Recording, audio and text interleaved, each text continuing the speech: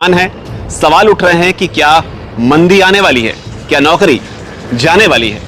इस वीडियो में हम आपको इन्हीं सवालों के जवाब देंगे। लेकिन सबसे पहले बात उस घटना की जिसका जिक्र मैंने शुरुआत में किया कि घटना कौन सी घटी है।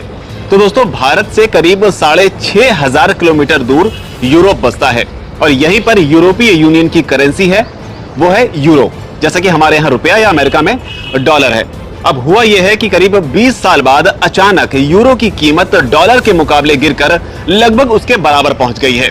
महंगाई और रूस यूक्रेन युद्ध की वजह से यूरोप में मंदी आने की आशंका तेज हो गई है, जिसकी वजह से यूरो और गिरता जा रहा है। युद्ध से पहले यूरोपियन यूनियन की 40% गैस रूस से आती थी, लेकिन अब ये स्थिति नहीं है। लेकिन हमारे लिए सवाल यह है कि क्या इससे हम भारतीयों को घबराना चाहिए? भारत के लोगों के लिए बहुत ज़्यादा असर नहीं पड़ने वाला है ऐसे, क्योंकि भारत के लिए अब दोनों बराबर होने वाला है। लगभग 80 रुपए की अगर बात करें तो डॉलर पहुंच रहा है अब रुपए के बराबर। अब यही यूरो भी नीचे आ गया है, तो यूरो का कम होना हमारे लिए अच्छी खबर है एक तरीके से, क्योंकि जिससे हम अगर यूरोप जाते हैं घूमने के लिए या फिर जो यूरोप से हमारे इंपोर्ट होते हैं वो सस्ते हो जाएंगे हमारे, क्योंकि यूरोप धीरे धीरे नीचे आ रहा है। पर यूरोप और जो यूरो और डॉलर के बीच जो एक तरीके का सिमिलरिटी आ गई है, उससे बहुत ज़्यादा इंडिया को फर्क नहीं पड़ेगा। ग्लोबल मार्केट में यूरोप और अमेरिका दोनों को फर्क पड़ेगा, आपस में बहुत फर्क पड़ेगा।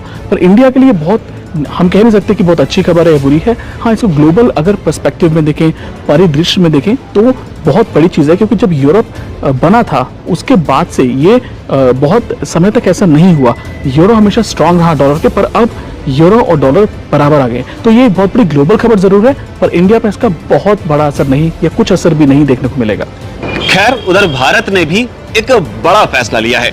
आरबीआई ने बड़ा कदम उठाते हुए रुपए में विदेशी व्यापार करने की इजाजत दे दी है। इसका सीधा मतलब यह है कि अब अपना एक्सपोर्ट इंपोर्ट का सेटलमेंट रुपए में हो पाएगा। लेकिन बड़ा सवाल है कि इससे हमें कोई फायदा होगा? आरबीआई ने कहा, ये नहीं कहा कि ग्लोबल ट्रेड जो रुपए में होगा, उसने एक मैकेनिज्म दिया है, हमें एक और ऑप्शन दिया है कि रुपए में भी आप कर सकते हैं। अब इसका फायदा ये है उन कंट्रीज के लिए, श्रीलंका और रशिया के लिए, जिनके पास अभी डॉलर नहीं जिनको मिल रहा, या श्रीलंका के पास कोई मुद्रा भी नहीं है, कोई भी करेंसी नहीं है। उन दोनों के लिए इंडिया अपना रुपया प्रोवाइड कर रहा है एक मैकेनिज्म से कि रशिया अगर चाहे तो हमसे हमारे रुपए में ट्रेड कर सकता है, उसे अपने पास रखे, उसे खरीदे, उसे बेचे। और श्रीलंका हमारे को, क्योंकि श्रीलंका पे भी बहुत ज़्यादा मदद नहीं आ रही है, तो रुपए में हम उसको लोन दे सकते हैं, उसे चीज़ें बेच सकते हैं। सो इन दो कंट्री के लिए ज़्यादा फायदा है। दुनिया भर में रुपया के लिए हम ये कहना बहुत आसान नहीं है कि रुपया एक बहुत बड़ी करेंसी बन जाएगा या ऑल्टरनेटिव बन रहा है, ऐसा नहीं है।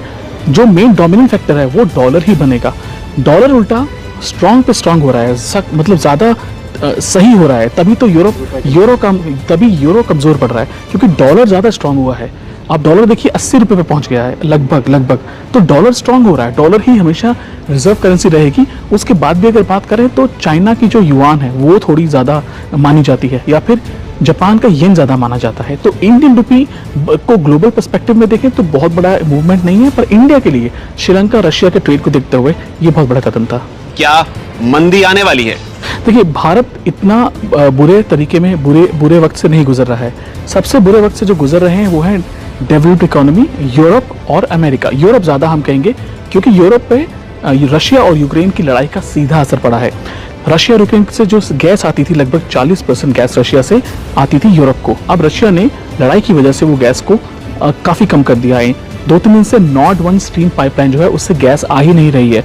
अब यूरोप की सबसे बड़ी प्रॉब्लम यह है कि उसके पास पूरा गैस जो है 40% रशिया से आता था। अमेरिका में ज़्यादा असर नहीं पड़ा इस बात का, इसलिए ज़्यादा जो मंदी की आशंका यूरोप में थी वो बन रही है। पर अमेरिका में प्रॉब्लम क्या हुई है? अमेरिका में यूएस फेड ने, मतलब जो वहाँ का सेंट्रल बैंक है, उसने इंटरेस्ट रेट बार बढ़ा दिए हैं, तो और वहाँ भी महंगाई बहुत बढ़ गई है। इस सब के चलते वो कह रहे हैं कि क्योंकि इंटरेस्ट रेट इतने बढ़ गए हैं, कंपनियां इन्वेस्ट दोबारा नहीं करेंगी इतने हाई इंटरेस्ट रेट पे, इसलिए वहाँ भी मंदी आ सकती है। पर अगर हम भारत की बात करें, भारत में ऐसा कुछ नहीं है, इतनी बड़ी प्रॉब्लम नहीं क्रिएट होने वाली है, क्योंकि किसी ने अभी तक ये नहीं कहा। उल्टा ये लोग बोल रहे हैं कि भारत की जो परफॉर्मेंस है वो बेटर रहेगी, अच्छी रहेगी यूरोप और अमेरिका से। क्योंकि अगर आप देखें तो शुरुआत से, इस साल की शुरुआत से जो सबसे बड़ी चीज़ रही है वो है रशिया यूक्रेन की लड़ाई। उसका असर भारत पे नहीं पड़ा, क्योंकि हमने एक सेंट्रल स्टैंड लिया। हम तो उल्टा अपना सस्ता तेल खरीदने रशिया के पास चले गए। यूरोप ने उल्टा ऐसा स्टैंड लिया और यूरोप की कई कंट्रीज अभी जो हैं यूक्रेन के खिलाफ, यूक्रेन के साथ रशिया के खिलाफ लड़ रही हैं। तो यूरोप पे जो दबाव पड़ा है रशिया यूक्रेन वॉर का सबसे ज़्यादा पड़ा है, इसलिए यूरोप में मुश्किल हुई है। अमेरिका में मुश्किल अपनी वजह से ही है, क्योंकि वहाँ के सेंट्रल बैंक ने इंटरेस्ट रेट बढ़ा दिए हैं और वहाँ पर महंगाई काफ़ी बढ़ रही है। तो अमेरिका में ज़्यादा मंदी होगी और यूरोप में ज़्यादा मंदी होगी, भारत में बहुत ज़्यादा असर नहीं पड़ेगा।